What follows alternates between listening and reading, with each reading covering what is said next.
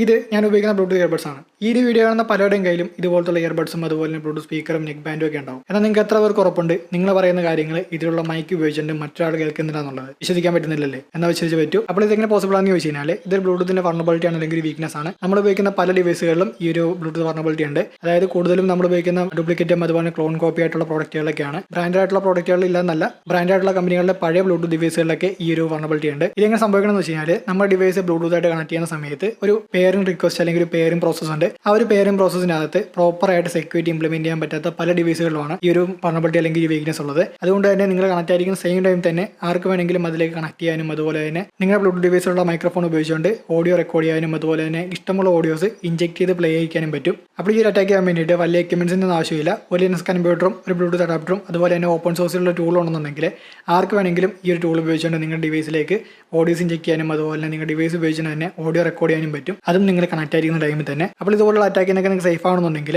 Maximum clone copy അതുപോലെ duplicate ആയിട്ടുള്ള Bluetooth ഇയർബഡ്സും ഇയർഫോണൊക്കെ നിങ്ങൾ ഒഴിവാക്കുക. അതുപോലെ തന്നെ ബ്രാൻഡ് ആയിട്ടുള്ള ഇയർബഡ്സും ഇയർഫോണൊക്കെ വാങ്ങിച്ചാൽ തന്നെ കുറച്ച് നാൾ കഴിഞ്ഞ് നിങ്ങൾ അത് മാറ്റി ഉപയോഗിക്കുക, അല്ലെന്നുണ്ടെങ്കിൽ അപ്ഡേറ്റ് ചെയ്യുക. അപ്പോൾ ഈ വീഡിയോ നിങ്ങൾക്ക് ഇൻഫോർമേറ്റീവ് ആയിട്ട് തോന്നിയിട്ടുണ്ടെങ്കിൽ ഇതുപോലുള്ള റേ ടെക്നോളജി കാണാനും അതുപോലെ സൈബർ സെക്യൂരിറ്റി ആൻഡ് ഹാക്കറിലെ വീഡിയോ ഇടാനായിട്ട് ഈ ഒരു പേജ് ഫോളോ ചെയ്തു.